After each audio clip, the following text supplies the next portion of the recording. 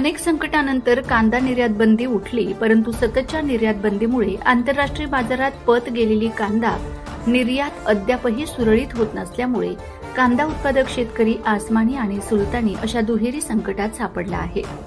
कांदा काढण्याच्या वेळेस सततचा अवकाळी पाऊस, वातावरणातील आर्द्रता त्यामुळे चाळीत साठवलेला कांदा सडत चालला असून उत्पादन खर्च निघेनासा झाला असून कांद्याचे भाव वाढले तर नाहीत, परंतु गडगडलेले आहेत। अशा स्थितीत कांदा उत्पादक शेतकऱ्यांना कांदा विकावा लागत आहे। कांदा चाळीत ठेवला तर सडतोय व विकला तर रडवतोय, अशी कांदा उत्पादकांची केविलवाणी अवस्था झाली असून कसमादे परिसरातील कांदा उत्पादक शेतकरी अक्षरशः मेटाकुटीला आला आहे। आज आपण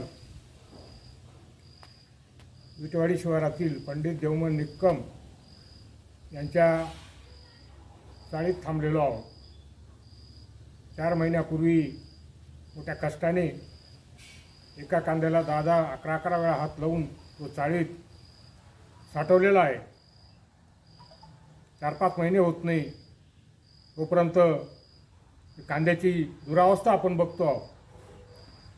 या कांद्याला सर्वत्र कोण फुटत आहे आणि आज भाव 1000-1200 रुपये, किमान 3000 रुपये भावाची शेतकऱ्यांना अपेक्षा असताना शासन काही करायला तयार नाही। निर्यातीचा निर्णय होत नाही, बांगलादेशची बॉर्डर बंद आहे। अशा अवस्थेत शेतकऱ्यांनी जगायचं कसं आणि हा एवढा कष्टाने पिकवलेला कांद्याचं करायचं काय, हा गंभीर प्रश्न आज शेतकऱ्यांसमोर उभा आहे। 1-1.5 महिन्यापूर्वी कांद्याचं धोरण निश्चित करण्यासाठी